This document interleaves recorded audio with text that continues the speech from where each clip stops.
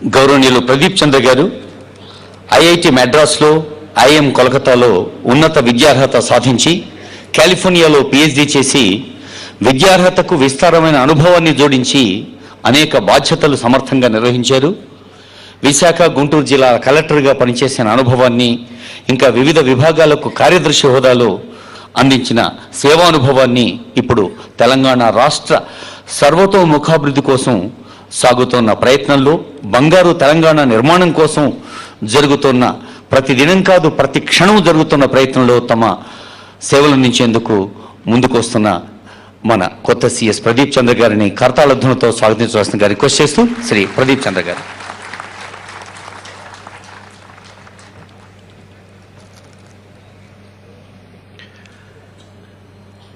వేదిక అలంకరించిన గౌరవ తెలంగాణ రాష్ట్ర ముఖ్యమంత్రి గారు చంద్రశేఖరరావు గారు, ఉప ముఖ్యమంత్రులు మహమూద్ అలీ గారు, కడియం శ్రీహరి గారు, ఇతర మంత్రిమండలి సభ్యులందరికీ, అడ్వైజర్స్, ఎమ్మెల్యేస్, ఎంపీస్, ఎమ్మెల్సీస్, తర్వాత నా సహచర ఐఏఎస్ అధికారులు, ఇతర heads of department, secretariat employees అందరికీ నా నమస్కారాలు.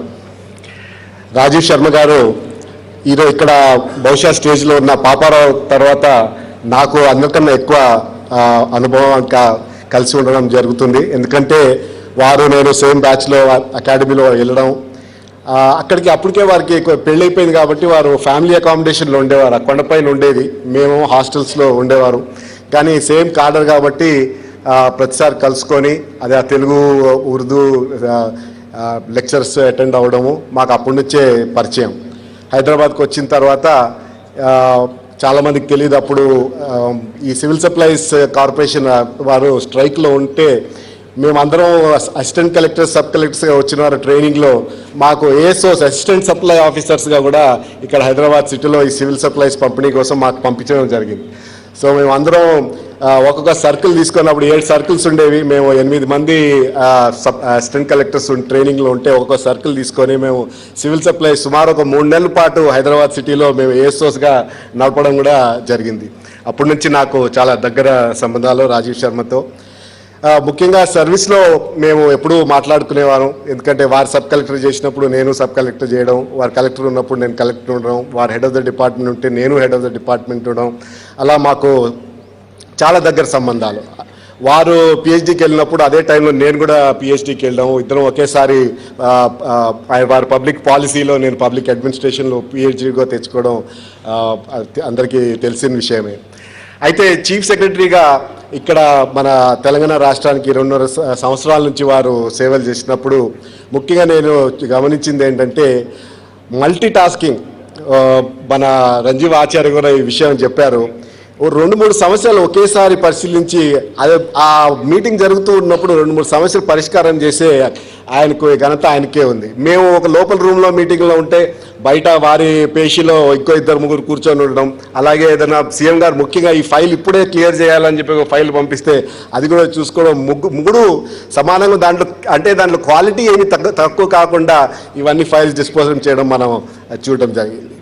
అంతేకాకుండా చాలా ఓపిక్గా పేషెంట్గా, అంటే వారు నవ్వుతూ ఉంటారు, మీరు అందరూ చూసుకోరు కానీ ఏదో మీటింగ్లో జరుగుతుంది, సీరియస్గా మీటింగ్ జరుగుతుంటే టక్కన ఒక జోక్ కొట్టేస్తారు, అది మొత్తం ఆ సీరియస్నెస్ అంతా లైట్ అయిపోతుంది, అందరూ కొద్దిగా కూల్ అయిపోయి మళ్ళీ మనం ఆ డిస్కషన్లో వెళ్ళిపోతూనే ఉంటాం. అది చాలా అంటే టీం వర్క్, వాళ్ళందరితో మనం పని ఎలా చేయించుకోవాలి అని చెప్పేది ఎంత కష్టమైన పని అయినా చెప్పారు. ఇప్పుడు మనకి షెడ్యూల్ 9 ప్రాబ్లమ్స్ ఉండేవి, షెడ్యూల్ 10 కానీ లేకపోతే ఎంప్లాయీస్ డివిజను, హైకోర్టులో ఎన్నో మనకి రిట్ పిటిషన్స్ వేసినవి అన్నీ జాగ్రత్తగా చదువుకొని కరెక్ట్గా మనకి ఏదో సీఎం గారికి సలహా ఇవ్వడం కానీ లేక మాకు సలహా ఇవ్వడం అది వారి ముఖ్యమైన ఒక క్యారెక్టరిస్టిక్గా ఉంది.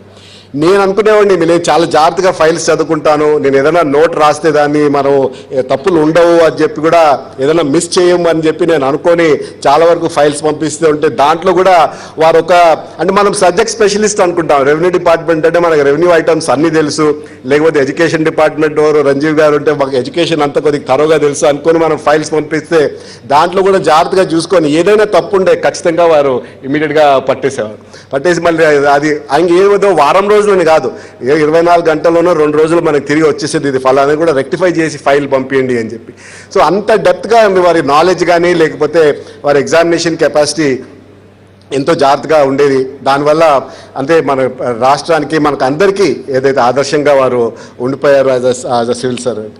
సార్, ముఖ్యమంత్రి గారికి నేను ఒక మాట చెప్తున్నాను సార్. మీరు ఈరోజు ఈ కార్యక్రమం ఏర్పాటు చేసి మన చీఫ్ సెక్రటరీ రాజీవ్ శర్మని గౌరవించాలని చెప్పి మాకు చెప్పారు.